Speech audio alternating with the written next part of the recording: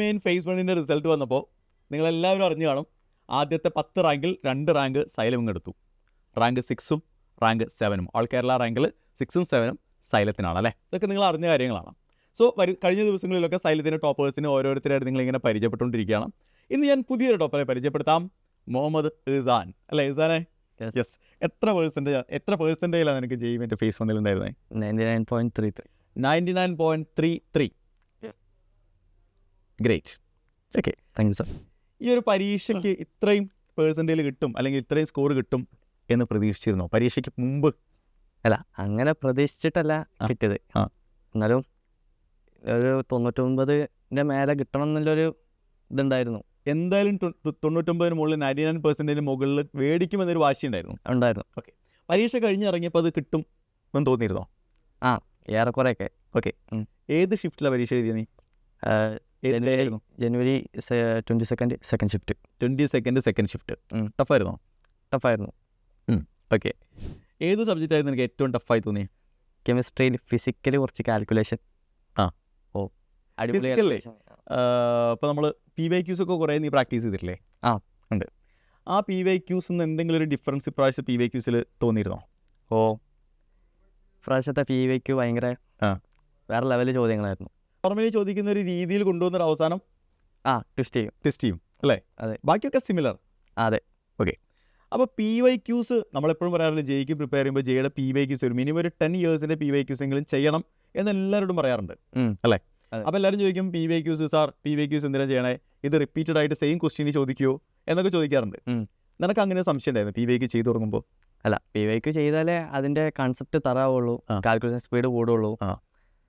അത് ചെയ്യുമ്പോഴേ അതിൻ്റെ എക്സാമിൻ്റെ അതൊക്കെ ഫേസ് കാർഡ് വരും. ഓക്കെ, ഏത് ടൈപ്പ് ഓഫ് ക്വസ്റ്റ്യൻസ് ആണ് വരിക എന്നൊരു ഐഡിയ കിട്ടും. ഓക്കെ, എന്നിട്ട് ഇതെല്ലാം കഴിഞ്ഞപ്പോൾ നമ്മൾ ജെയ്മെൻ്റെ എക്സാം കഴിഞ്ഞിറങ്ങിയപ്പോൾ ആ ക്വസ്റ്റ്യൻ പേപ്പറിൽ ഉണ്ടായിരുന്ന ചോദ്യങ്ങൾ ഇതിനു മുമ്പ് നീ ചെയ്ത PYQ എന്തെങ്കിലും സാമ്യം നിനക്ക് തോന്നിയിരുന്നോ? ഫിസിക്സ് കുറേയൊക്കെ PYQ. പിന്നെ ഓർഗാനിക്, പിന്നെ ഇനോർഗാനിക്കിൽ കുറച്ച് സ്റ്റേറ്റ്മെൻറ്റ് വൈസായി വന്നു. ഓക്കെ, വേറെ പ്രശ്നങ്ങളുണ്ടായി തോന്നിയില്ല. ഓക്കെ, അപ്പോൾ PYQs ചെയ്തത് ഗുണമായോ അത് ദോഷമായോ? ഗുണായി. Okay, good.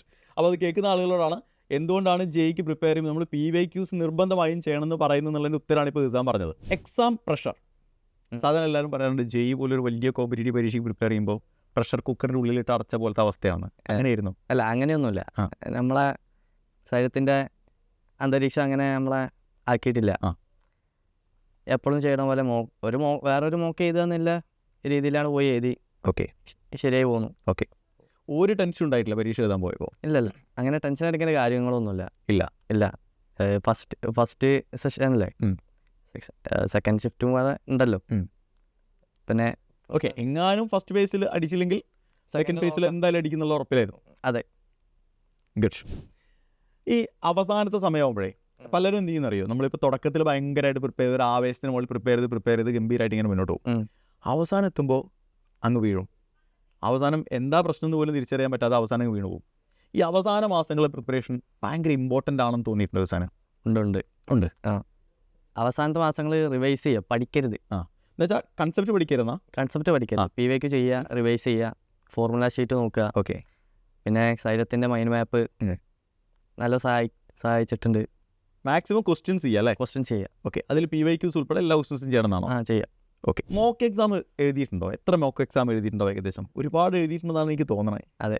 ഓക്കെ, ഈ മോക്ക് എക്സാം എഴുതുന്ന സമയത്തെ നമ്മൾ കുറേ മിസ്റ്റേക്സ് വരുത്തുമല്ലോ അല്ലേ? ഒരു മോക്ക് എക്സാമിന് നമ്മളൊരു മിസ്റ്റേക്ക് വരുത്തി, അടുത്ത മോക്ക് എക്സാമിന് അതേ മിസ്റ്റേക്ക് പിന്നെ വരുത്തുമോ? വരുത്താൻ പാടില്ല. വരുത്തിയിട്ടുണ്ടോ? കുറച്ച്.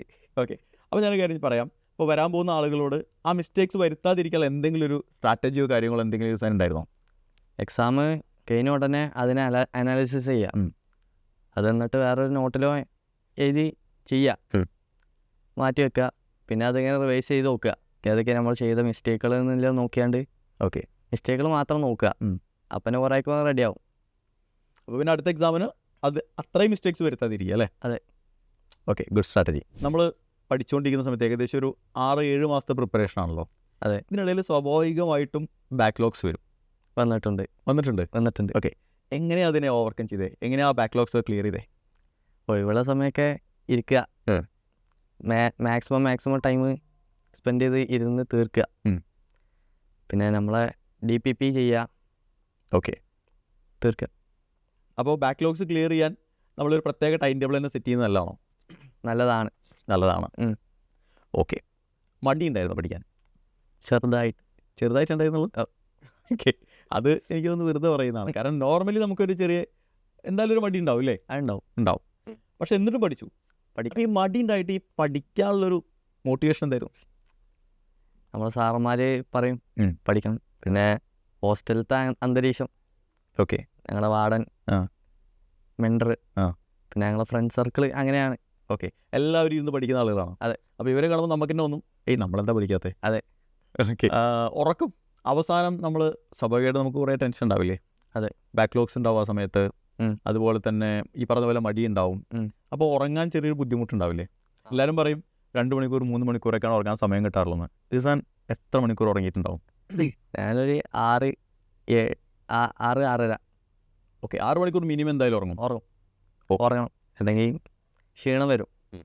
പഠിക്കാൻ കഴിയില്ല എനിക്ക്. ഉം. പേഴ്സണലി പറയാണ്. ഓക്കെ. അത് ഓരോരുത്തർക്കും ഓരോ മാതിരി ചെയ്യാനും. ഓക്കെ. 6 മണിക്കൂർ ഉറങ്ങിയിട്ട് അപ്പോൾ ഒരു ദിവസം എത്ര മണിക്കൂർ ഏകദേശം ഒരു ആവറേജ് ആണ് ഞാൻ ചോദിക്കുന്നത്. എത്ര മണിക്കൂർ പഠിച്ചിട്ടുണ്ടാവും? ഇഫക്റ്റീവായി പഠിക്കുകയാണെങ്കിൽ ഒരു 10 മണിക്കൂറൊക്കെ ഒരു ദിവസം 12. 10 to 12 മണിക്കൂർ ഇഫക്റ്റീവായി പഠിക്കണം. ഓക്കെ. പ്രൊഡക്റ്റീവായി യൂട്ടിലൈസ് ചെയ്യാം. ഈ പ്രൊഡക്റ്റീവായിട്ട് യൂട്ടിലൈസ് ചെയ്യാന്നുള്ളതൊന്ന് എക്സ്പ്ലെയിൻ ചെയ്യുമോ? കുറേ ടെക്നിക്കുകളുണ്ട്.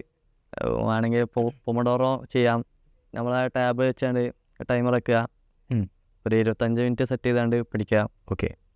എന്നിട്ട് ഒരു 5 മിനിറ്റ് റെസ്റ്റ് എടുത്ത് പിന്നെയും 25, അങ്ങനെ ഷിഫ്റ്റുകളാക്കി ഇങ്ങനെ ചെയ്താൽ മതി. ഓക്കെ. കണ്ടിന്യൂസ് ആയിട്ട് മണിക്കൂറുകളോളം പഠിക്കാതെ അപ്പോൾ നമുക്ക് ബോറടിക്കും അല്ലേ? അതെ. ഇങ്ങനെ സബ്ജക്റ്റ് മാറ്റുക. അതിൻ്റെ ഒരേ സബ്ജക്റ്റ് ഇങ്ങനെ കണ്ടിന്യൂസ് ആയിട്ട് പഠിക്കാതിരിക്കുക. മാറ്റി കെമിസ്ട്രി, ഫിസിക്സ്, മാത്സ് ഇങ്ങനെ മാറ്റിയിരിക്കുക. അതെ. ഓക്കെ. ഇത് ബോറടിക്കുന്ന കാര്യം പറഞ്ഞല്ലോ. അപ്പോൾ നോർമലി നമ്മൾ പറയാറുണ്ട് ചോദ്യങ്ങൾ നമ്മൾ ചെയ്ത് കഴിഞ്ഞ ചോദ്യങ്ങൾ തന്നെ നമ്മൾ വീണ്ടും ചെയ്യുന്നത് നല്ലതാണ്, അല്ലെങ്കിൽ അതേ പാറ്റേണിലുള്ള ചോദ്യങ്ങൾ വീണ്ടും ചെയ്യുന്നത് നല്ലതാണ്. അങ്ങനെ ചെയ്തിട്ടുണ്ടോ? അതേ പാറ്റേണിലുള്ള ചോദ്യങ്ങൾ ചെയ്തിട്ടുണ്ട്. പക്ഷേ ഒരേ ചോദ്യങ്ങൾ ചെയ്യുമ്പോൾ സ്വാഭാവികമായിട്ട് മടി തോന്നും. അങ്ങനെ ചെയ്യാൻ കഴിയൂല. അപ്പോൾ ഈ ഒരേ പാറ്റേണിലുള്ള ചോദ്യങ്ങൾ ചെയ്യുമ്പോൾ നമുക്ക് ബോറടിക്കില്ലേ? ബോറടിക്കും. അപ്പോൾ ഈ ബോറടി എങ്ങനെ നമ്മൾ മാറ്റുന്നത്?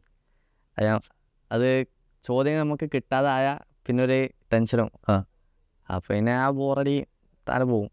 ഓക്കെ. എന്തായിരുന്നു മോട്ടിവേഷൻ? ഞങ്ങളെ സാറുമാരും ടീച്ചേഴ്സും, എസ്പെഷ്യലി സുമി മിസ്, ഓക്കെ, നല്ല രീതിയിൽ മോട്ടിവേറ്റ് ചെയ്തിട്ടുണ്ട്. ഓക്കെ. പിന്നെ അപ്പോൾ ഇവരുടെയൊക്കെ ഹാർഡ് വർക്ക് കാണുമ്പോൾ നമുക്കും തോന്നും നമുക്കും റിസൾട്ട് ഉണ്ടാക്കി കൊടുക്കണമെന്ന് തോന്നും. പിന്നെ വേറൊരു കാര്യം, ഇസാൻ്റെ ബ്രദർ എനിക്ക് തോന്നുന്നു NIT-യിലാണ്. അതെ. അല്ലേ? അതൊരു മോട്ടിവേഷൻ ആയിരുന്നോ? അതെ. ഓക്കെ. അപ്പോൾ ഇസാൻ ആഗ്രഹിച്ചൊരു പെർസെൻറ്റേജിലേക്ക് എത്തിയിട്ടുണ്ട്. ആഗ്രഹിച്ചൊരു പെർസെൻറ്റേജ് എന്ന് പറയാൻ പറ്റില്ല, എന്തായാലും ഒരു ഗംഭീര പെർസെൻറ്റേജിലേക്ക് എത്തിയിട്ടുണ്ട് അല്ലേ? ഇനി എന്താണ് പ്ലാൻ? ഇനി phase 2 പ്രിപ്പയർ ചെയ്യണം. അതിൻ്റെ പ്രിപ്പറേഷൻ നടന്നുകൊടുക്കുകയാണ്. ഓക്കെ. പിന്നെ അതിൻ്റെ അപ്പോൾ ഈ കിട്ടിയ പെർസെൻറ്റേജിനേക്കാൾ കുറച്ചുകൂടി മെച്ചപ്പെട്ട പെർസെൻറ്റേജ് കിട്ടണമെന്നുണ്ട്. ഓക്കെ. പിന്നെ അഡ്വാൻസിൽ നോക്കണം. ഇപ്പോൾ പ്രിപ്പറേഷനൊക്കെ അടിപൊളിയായിട്ട് മുന്നോട്ട് പോകുന്നുണ്ട്. അതെ. റിസൾട്ട് അറിഞ്ഞപ്പോൾ ആരെ ആദ്യം വിളിച്ചേ? റിസൾട്ട് അറിഞ്ഞപ്പോൾ ആദ്യം ഞാൻ വീട്ടിലായിരുന്നു. വീട്ടിൽ പോയി. ഓക്കെ. ഉപ്പാനോട് പറഞ്ഞു. ഹാപ്പിയായി, എല്ലാവരും ഹാപ്പിയാണ്. ഹാപ്പി, ഞങ്ങളും ഹാപ്പിയാണ്. അതെ. അപ്പോൾ എന്തായാലും അടിപൊളിയായിട്ട് മുന്നോട്ട് പോകട്ടെ. ഈ കിട്ടിയ പെർസെൻറ്റേജ് ഇത് ഗംഭീര പെർസെൻറ്റേജിലാണ്. ഈ പെർസെൻറ്റേജിന് മുകളിലൊരു പെർസെൻറ്റേജ് സെക്കൻഡ് ഫേസിൽ കിട്ടട്ടെ. അഡ്വാൻസൊക്കെ ക്രാക്ക് ചെയ്ത് നമുക്ക് വീണ്ടും ഒരു IIT വന്ന് ഇൻ്റർവ്യൂ ചെയ്യാനുള്ളൊരു ഭാഗ്യം ഉണ്ടാവട്ടെ. അപ്പോൾ all the very best. Thank you sir.